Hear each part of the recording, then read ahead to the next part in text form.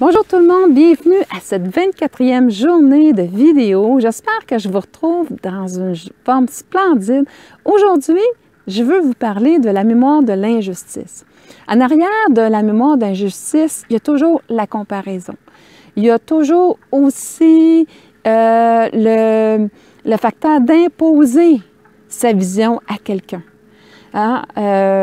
Si je parle par rapport à la comparaison, si je dis, bien, tu devrais être comme ta sœur ou comme ton frère parce que lui, tu vois, il a des meilleures études, il réussit bien dans la vie et tout ça. Alors, ces comparaisons-là font en sorte que si je les prends, bien, je vais me créer une injustice par rapport à moi-même parce que je vais me former une identité qui a été imposé dans le regard d'une autre personne, à savoir qu'est-ce que lui avait de la valeur.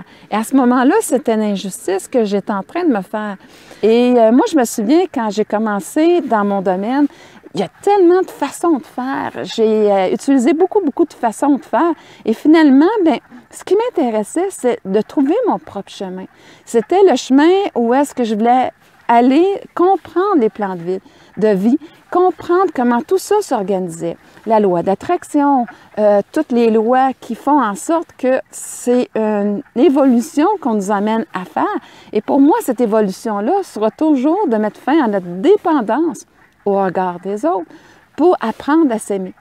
Alors, à s'aimer, ça veut dire que moi, je viens de me bâtir une identité, où est-ce que je ne vais pas dans la comparaison, je vais m'observer.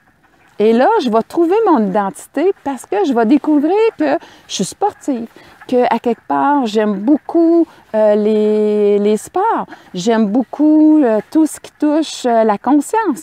Alors, vous voyez, je suis en train de me décrire un peu. Alors, dans cette conscience-là de qui je suis, c'est là où est-ce que je commence à m'aimer. Mais par contre, si j'essaie d'être une autre personne, eh bien, ça va être très difficile parce que je n'aurai pas cette passion-là à l'intérieur de moi. Je n'aurais pas eu la passion comme ma sœur au niveau de l'équitation, supposons. Je ne l'ai pas. J'aurais été très malheureuse d'essayer de suivre ce chemin-là parce que ça ne me ressemble pas. Chacun on a nos forces, chacun on a nos passions et c'est ça qui fait toute la différence. Comme j'ai dit, malheureusement, l'injustice, c'est que la forme que ça va prendre pour certains, c'est qu'ils vont imposer. Hein? En fait, si vous regardez bien la manière que ça a fonctionné, on dit toujours, bien, tu sais, tu devrais être plus comme ta sœur. Elle est gentille, elle est plus bienveillante. Tu devrais faire comme ton frère, tu vois, il y a une vraie job. Vous voyez, tous ces systèmes-là, c'est comme une imposition à qui je devrais être. Alors, il y en a qui vont se protéger de cette façon-là en imposant à eux autres leur vision, à savoir qu'est-ce que la valeur. C'est un mécanisme pour se protéger.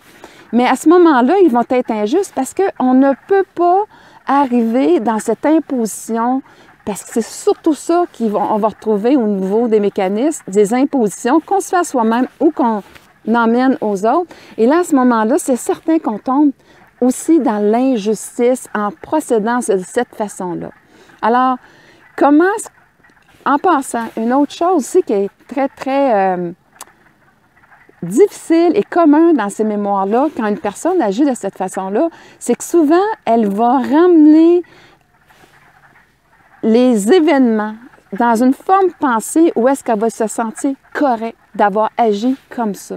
Et c'est là où est-ce que le plus grande injustice, et c'est là aussi que c'est très embêtant parce que c'est des personnes qui sont très fortes au niveau du raisonnement pour que ça mène un sens. Et à un moment donné, ça peut brouiller la personne qui reçoit ce genre d'informations-là.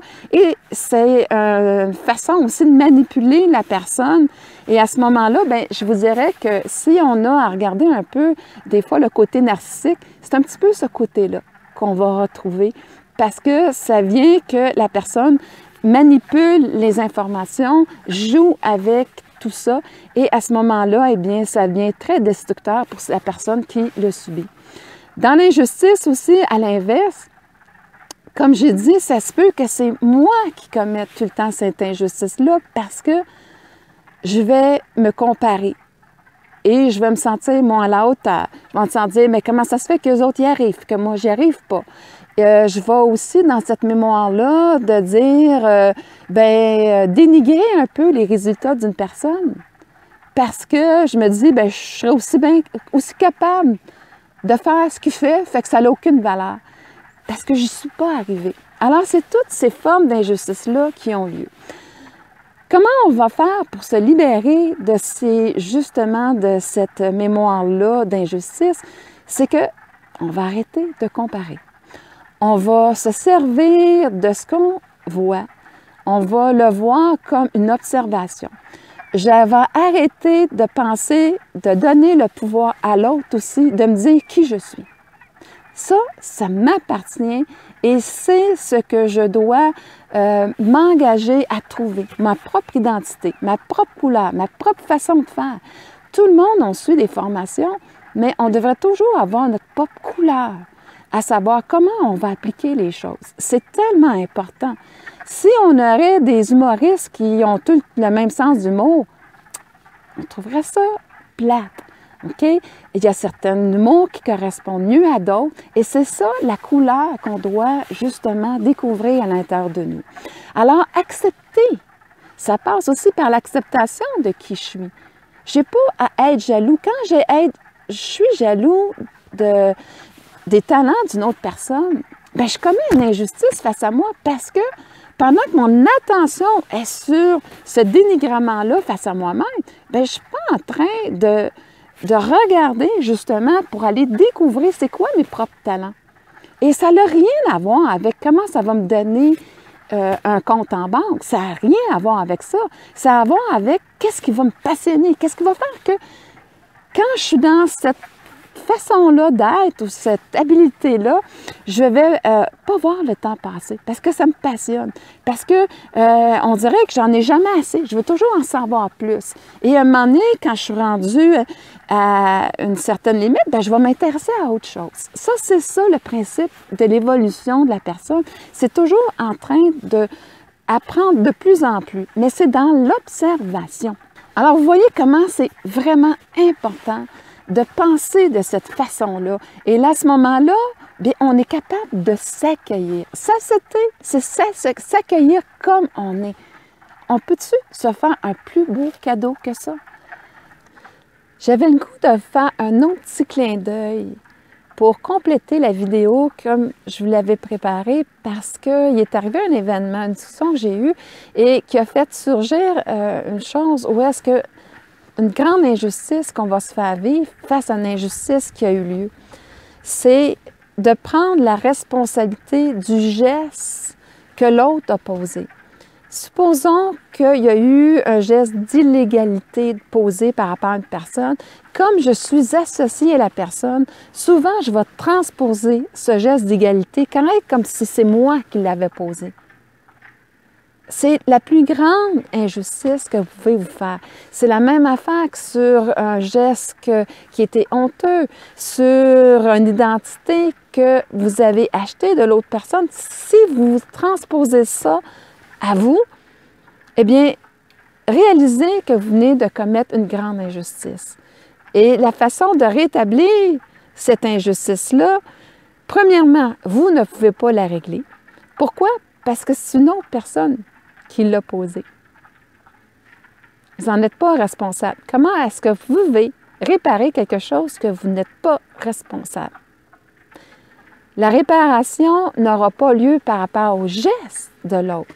La réparation a besoin à être faite dans la perspective que vous avez pris ce geste-là, vous l'avez pris comme si vous-même vous l'avez posé. Alors, à ce moment-là, la réparation, la libération par rapport à cette image-là de moi-même doit avoir lieu par rapport à laisser à l'autre ce geste-là et m'accueillir dans ce que je suis. C'est le mouvement que je dois faire. Accueillir cette identité-là qui est la mienne. Et à ce moment-là, si à quelque part, le geste d'illégalité, moi, je suis quelqu'un qui est très strict, qui est très honnête, à ce moment-là, cette perception-là, c'est vraiment ne pas le transposer sur moi. C'est pas parce qu'il était mon partenaire d'affaires, c'est pas parce que c'était mon conjoint ou peu importe le lien que j'ai besoin de m'associer comme quand j'étais enfant. Je m'associais à mon parent parce que je n'étais pas capable de départir qui était qui. Malheureusement, souvent, on a gardé cette tendance-là à l'intérieur de nous et c'est ça qu'il faut réparer comme conscience et aussi de dire, OK, moi, j'accueille la personne que je suis. Le geste, ça lui appartient. J'accueille la personne que je suis, la valeur de qui je suis. Et à ce moment-là, vous vous libérez de l'injustice que vous avez commise en faisant cette association-là. Et c'est excessivement important parce que ça peut être un geste qui, dans le fond, vous avez porté à l'intérieur de vous et qui a vraiment eu beaucoup d'impact et ça l'emmène un impasse dans une vie. Un impasse parce que en m'associant à quelque chose, supposons la honte, mettons, d'une faillite familiale. J'ai eu le sentiment d'avoir cette honte-là et je porte toujours cette honte-là à l'intérieur de moi. J'ai jamais rien eu à faire avec cette faillite-là. Et en même temps aussi, des fois, bien, c'est pas non plus la honte de faire faillite, mais c'est la perception sociale qui m'a amené cette notion-là de honte. Et là, bien, ma vie, elle risque d'être une faillite. Pourquoi? Parce que je m'associe à quelque chose que je ne peux pas réparer, mais qui fondamentalement est actif à l'intérieur de moi. Et ça, c'est vraiment une injustice et c'est là où est-ce que la réparation, d'accueillir la personne que je suis, la qualité que j'ai, les forces que j'ai, la valeur que j'ai par rapport à ces ressources-là, ces talents-là, ces habiletés-là, et c'est là que vous devez aller. Et là, vous allez pouvoir enfin vous libérer complètement de cette mémoire-là qui vous a emprisonné, qui vous a souvent même volé votre vie. Et c'est la façon que je vous invite à aller voir dans votre passé et de faire en sorte de faire ce mouvement-là, de laisser à l'autre cette notion-là de jugement, de ne pas la prendre et pour vous libérer de cette injustice-là que vous êtes faite, et là, de revenir à vous-même et d'établir vraiment l'identité, votre valeur personnelle et vous accueillir. Et à ce moment-là, il y aura réparation et surtout libération qui sera faite. Alors, j'espère que ce conseil-là vous sera très, très, très utile. Alors, la meilleure façon de régler une mémoire d'injustice, c'est premièrement dans l'observation, l'acceptation de qui je suis et aussi dans la plus-value de voir que ce que j'ai, c'est spécial. Alors, la comparaison, c'est la pire injustice qu'on peut se faire. L'acceptation, c'est le plus beau cadeau qu'on peut se faire. Alors, en toute conscience de cause, est-ce que vous allez commencer à vous accepter et à découvrir la meilleure version de vous-même? Bien, c'est ce que je vous souhaite à tous. Et sur ce, bien, je vous souhaite une excellente fin de journée.